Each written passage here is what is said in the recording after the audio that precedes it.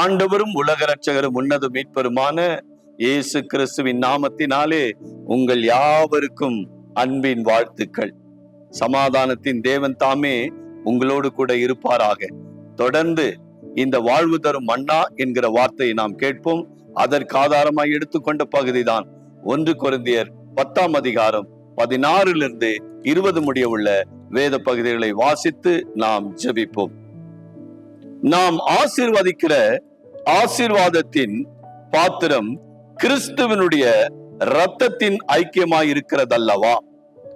நாம் பிற்கப்படுகிற அப்பம் கிறிஸ்துவனுடைய சரீரத்தின் ஐக்கியமாய் இருக்கிறதல்லவா?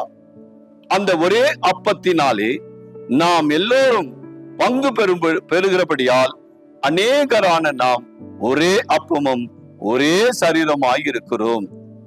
மாம்சத்தின் படியான இஸ்ரவேலரை பாருங்கள். பலிகளை புசிக்கிறவர்கள் பலிபீடத்தோடு ஐக்கியமாய் இருக்கிறார்கள் அல்லவா?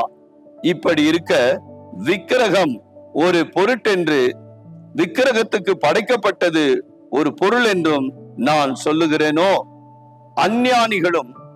அஞ்ஞானிகள் பலியிடுகிறவைகளை தேவனுக்கல்ல பேய்களுக்கே பலியிடுகிறார்கள் என்று சொல்லுகிறேன். நீங்கள் பேய்களோடு ஐக்கியமாயிருக்க எனக்கு மனதில்லை. ஆமேன். நாம் ஜெபிப்போம். அன்பின் பரலோக பிதாவே, தகப்பனே, எங்கள் பிள்ளைகள் யாவரும் ஆண்டவரே உம்மோடு ஐக்கியமாய் இருக்கும்படிதான் நீர் எங்களை தேடி இந்த பூமிக்கு வந்தீர் ஆண்டவர்.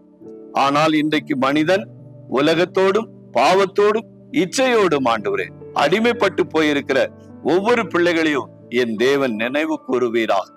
இயேசு கிறிஸ்துவின் ரத்தம் சகல பாவங்களை கழுவி கிறிஸ்துவோடு கூட எங்களை ஐக்கியப்படுத்துகிறதா இருக்கிறதப்பா. ஆகவே இந்த வார்த்தைகளை கேட்ட பிள்ளைகள் பேய்த்தனத்துக்குரிய எந்த ஒரு காரியத்திலும் ஈடுபடாதபடிக்கு ஜீவனுள்ள தேவனாகிய கர்த்தர் மேல் நம்பிக்கை வைத்து உம்முடைய வார்த்தையை உறுதியாய் பற்றி கொண்டு உமக்காய் சாட்சியாய் நிற்கும்படி ஒவ்வொரு பிள்ளைகளை தொடுவீராக ராஜா. குடும்பத்தில் இருக்கிற வாலிப தம்பி தங்கச்சிமார்கள் பேய்த்தனத்திற்குரிய காரியத்திற்கு உடன்படாதபடி அவர்களை தப்புவித்து நடப்பீராக. உமக்கு பயந்து பொல்லாப்புக்கு விலகி இருக்கிற உதவி செய்வீராக. பெற்றோர்கள் அவர்கள் நிமித்தம் வடிக்கிற கண்ணீரை என் தேவன் துடைப்பீராக. அவர்களை ஆறுதல் படுத்துவீராக. கர்த்தர் நீர் அப்படியே செய்ய வல்லவராயிருக்கிறீர் ஆண்டவர். உம்முடைய இரக்கத்தை அந்த பிள்ளைகளுக்கு காண்பிக்கிறதற்காய் ஸ்தோத்திரம். இயேசு கிறிஸ்துவின் நாமத்தினாலே நாங்கள் ஜெபிக்கிறோம் எங்கள் ஜீவனுள்ள நல்ல பிதாவே. ஆமேன், ஆமேன்.